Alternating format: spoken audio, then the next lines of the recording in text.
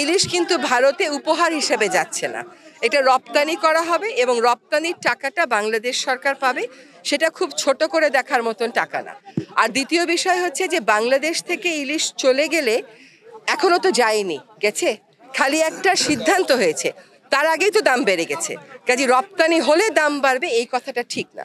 2 নম্বর কথা হচ্ছে যেটা বিবেচনায় এসছে সরকারে, সেটা হচ্ছে যারা এই ইলিশটা চাচ্ছেন তারাও কিন্তু এই বৈষম্য বিরোধী ছাত্র আন্দোলনে ওই পারে থেকে অনেক সমর্থন দিয়েছেন, সেটা আমরা সকলে দেখেছি। কাজেই আমরা খুব সহজ কতগুলো কথা বলে ফেলি, কিন্তু আপনি যে প্রশ্নটা করেছেন আমার কাছে যে হিসাবগুলো আছে আমি আপনাকে দিয়ে দিব, আপনি দেখে নেবেন।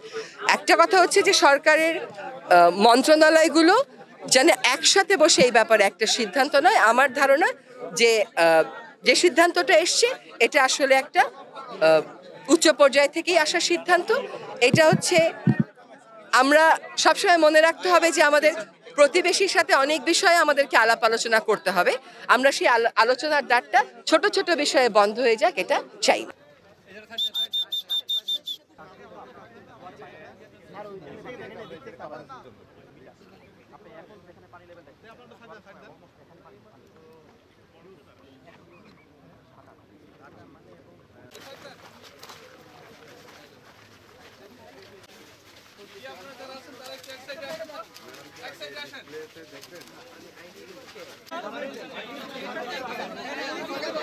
পরবর্তীতে আমরা এই জমিটা কিভাবে ব্যবহার করব।